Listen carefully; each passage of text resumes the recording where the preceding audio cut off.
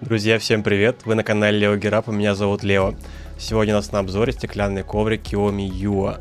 На обзор мне его прислали лично Kiyomi, но это никак не повлияет на мое мнение о нем. Хотя, честно говоря, могло бы, потому что они прислали его в супер качественной упаковке и довольно быстро. Ребята, респект за такое отношение. Мне очень приятно. Также хотелось бы напомнить тем, кто смотрит меня из России, что данный коврик будет в продаже в Final Gear, так что приготовьтесь использовать мой промокод на скидку 3%, если вам понравится герой обзора. Ну что, поехали! Основная коробка Kiyomi сама по себе уже может использоваться как подарочная. Внутри у нас лежит металлическая карточка с дизайном коврика. Красивая карточка с дизайном коврика и благодарностями на оборотной стороне. Также здесь вы найдете стилизованные наклейки Kiyomi, ну и красивую розовую тряпочку. А также снизу нас ждет сам коврик. К сожалению, размер коврика стандартный, 49 на 42. Почему я так говорю? Ну, потому что прошлый релиз компании Kiyomi Rio был в моем любимом размере, 50 на 45. И хотелось бы, чтобы больше производителей использовали именно этот размер. Kiyomi у меня никаких претензий, это просто мои личные предпочтения. Обработка углов при этом отличная, кромка на ощупь очень приятная и близка к идеалу. Суммарная толщина моего юнита составила всего 2,2 мм. Это просто потрясающий результат. На столе коврик практически не ощущается. Также мой юнит идеально ровный, и подложка его на столе держит просто намертво. Это очень-очень цепкий силикон кремового цвета с фирменным логотипом Kiyomi. Принт у коврика также удался на славу. Он очень лаконичный и запоминающийся. Думаю, многим захочется купить Kiyomi Yuo только из-за него, и я их понимаю. Друзья, как обычно, напоминаю, после распаковки коврика очень желательно тщательно протереть коврик влажной тряпкой и дать ему хорошенько просохнуть. Это очень сильно влияет на итоговое впечатление от глайда. И если бы рядом со мной кто-то находился в момент, когда я впервые доставал Kiyomi Yuo из коробки, он бы услышал, как я говорю себе под нос: «Ну, привет, дисфория Рин, давно не виделись». Тактильно Kiyomi Yuo сразу же очень сильно напомнил легендарный коврик от Дисфория. Если брать примеры других текстурных ковриков, то на ум также приходит Abyss Gaming Veil, но у Veil текстура ощущается более скользкой и гладкой. Kiyomi Yuo дает больше тактильной отдачи и на пальцы, и на глайды. Это ни в коем случае не болезненно, нет, не подумайте. Наоборот, коврик безумно гладкий. Но, как и у Дисфория Рин, вы с легкостью можете почувствовать суховатую текстурку пада. Мне, кстати, нравится, когда у коврика нет излишней маслянистости глайда. Как только вы ставите мышку на коврик, вы сразу же ощущаете сильную тактильную отдачу. Глайд при этом не сильно сухой и не сильно маслянистый, это нечто среднее. На любых глайдах мышка передвигается довольно плавно. Разве что на 4 мм глайдах, вроде Talon Games Yami, Kiyomi Yuo начинает уж слишком сильно скрежетать, и в целом такие маленькие глайды будут на Kiyomi Yuo уже сильно на любителя. Если вы хотите максимальной тактильной отдачи, то порадуйтесь. Но я все же рекомендую что-то вроде Dysphoria Bubi. Это очень плавные мягкие глайды, которые действительно дарят очень много приятных ощущений при использовании Kiyomi Yuo. По поводу замедления мышки при нажиме. Да, оно определенно здесь есть, но слабее, чем на моем юните Dysphoria Rin. При этом все еще довольно ощутимое. Но в целом я однозначно могу сказать, что ситуация по абразивности Kiyomi Yuo такова, что это далеко не гладкий коврик. То есть вы можете легко ощутить текстуру как рукой, так и глайдами мышки. То есть этот коврик зайдет именно тем, кто любит абразивные пады. Если сравнивать с Saya, то Kiyomi Yuo будет находиться на совершенно противоположном конце по абразивности. На Saya минимальное ощущение текстуры, на Yuo очень высокое. Глайд без нажима по скорости будет сравним. Мышка и там летает очень быстро. Но если на Saya вы не получаете почти никакого контроля от нажима, то Yuo гораздо более приветливый пад в этом плане. Также хочется отметить, что именно по качеству изготовления Yuo ощущается все-таки гораздо более премиальным решением. так как он сильно тоньше, здесь лучше и подложка, и обработка краев. Это в целом гораздо более премиальный по ощущениям коврик.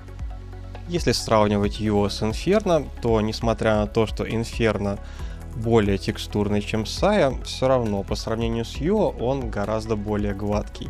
Также по замедлению от нажима на Inferno оно практически отсутствует, а Yuo гораздо более приветливо к вашему желанию добавить контроль таким образом. Без нажима при этом коврики будут очень быстрые, Yuo быстрая, но, честно говоря, Inferno все равно ощущается немножко побыстрее. Если же сравнивать премиальность падов, то здесь у нас будет такая ситуация, что если сравнивать сами коврики, то Yuo ощущается более современным решением, так как у нее лучше обработка углов, и она тоньше 2,2 мм против 2,7 мм у Inferno. Но если мы берем комплект поставки, то у Inferno там навалена просто какая-то сумасшедшая куча глайдов, а у Yuo в этом плане гораздо скромнее. Так что по комплекту поставки лучше Inferno, а по общему ощущению премиальности самого коврика Yuo все-таки ощущается современнее. Гораздо ближе Yuo будет к другому новому коврику дисфории Mio. В плане абразивности тактильно к руке Yuo все еще будет немножко опережать Mio. На Mio ощущение текстуры меньше раза в 1,5. Но как только вы ставите мышку и на Yuo, и на Mio, вы ощущаете четкую тактильную отдачу. На 4 мм глайдах отдача и там становится для меня даже слишком сильной. Но все-таки на Mio эта отдача и замедление от нажима ощущается меньше, чем на Yuo. Yuo в этом плане все-таки поближе движется в сторону дисфории Rin. Что касается ключевых различий этих падов, Mio в этом плане выигрывает, размер здесь гораздо интереснее. По комплекту поставки, наверное, и там ничья, потому что комплектация плюс-минус одинаковая. Подробнее по Mio я покажу уже в обзоре, который будет посвящен именно ей. Там мы рассмотрим все гораздо подробнее. Друзья, для тех из вас, кто смотрит меня давно, известно, что я большое внимание уделял качеству макрофотографии. На мой взгляд, она очень хорошо помогает оценить разницу в поверхности между разными ковриками. Поэтому в этот раз у нас снова произошло небольшое улучшение качества макро. Блок макро немножко раздулся и будет идти чуть дольше, но надеюсь, это больше поможет вам понять характер пада. Показываю вам макрофотографии с видом сверху и с видом под углом 45 градусов. Как и ожидалось, у Yuo довольно крупная текстура, которая довольно сильно похожа на Rin и Veil. Площадки зерна здесь довольно сильно раскатаны, на них много плоских пятен, которые обеспечивают нам быстрый глайд. Но, как и у Rin и у Veil, шипастость текстуры высокая, так что неудивительно, что у коврика есть способность к контролю за счет нажима. К сожалению, в тот момент, когда я фотографировал Rin и Veil, у меня еще не было возможности обеспечивать такое качество, но я думаю, вам все равно видно определенное сходство между ними. Но тем не менее, хочется напомнить, что у Veil замедление от нажатия гораздо ниже, и я думаю, понятно, что у Yuo гораздо более шипастая текстура. В играх Yuo ощущается довольно быстрым и в то же время легко контролируемым ковриком.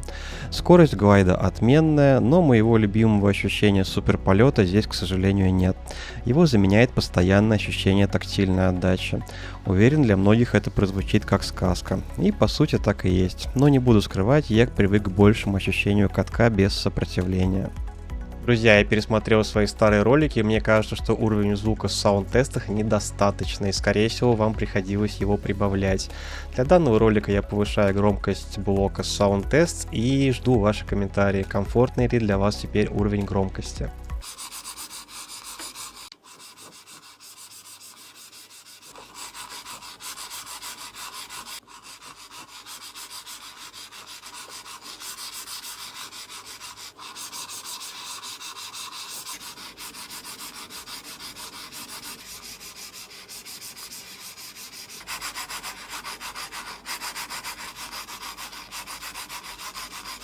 Переходим к тесту коэффициента статического сопротивления, который покажет, как легко сдвинуть мышку с места на Yuo. В тестах статики видно, что данный коврик очень легко стартует. Как и у Inari или как у Azur, мышка стремительно улетает вниз. Так что если вы не очень сильно нажимаете на мышь, то проблем с легким стартом на Юо не будет никогда. Но все-таки стоит признать, что это не уровень Инферно или Саю. Юо обладает более неторопливым стартом и в основном интересен за счет тактильных ощущений глайда. Настало время любимой рубрики – дроп-тесты.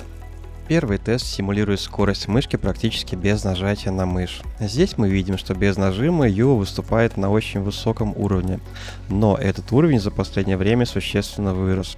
Так что хоть Юо и находится на уровне Рин, это уже не позволяет догнать некоторые более быстрые коврики. Второй тест симулирует среднее обычное нажатие на мышь. И здесь Юо берет уверенный реванш у моего юнита Рин и Инари, приближаясь к Вейву, но все-таки не догоняет его. Также становится еще более отчетливым отставание от ковриков, которые почти не имеют замедления от нажима, Сая и Инферно.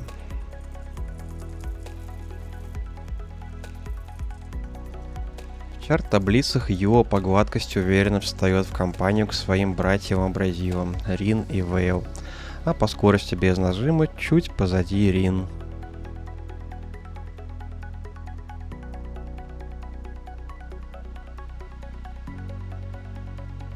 В чарт-таблице скорости под нажимом Юо располагается между Инари и Осенью.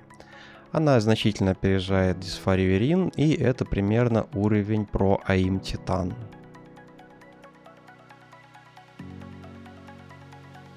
Друзья, выводы.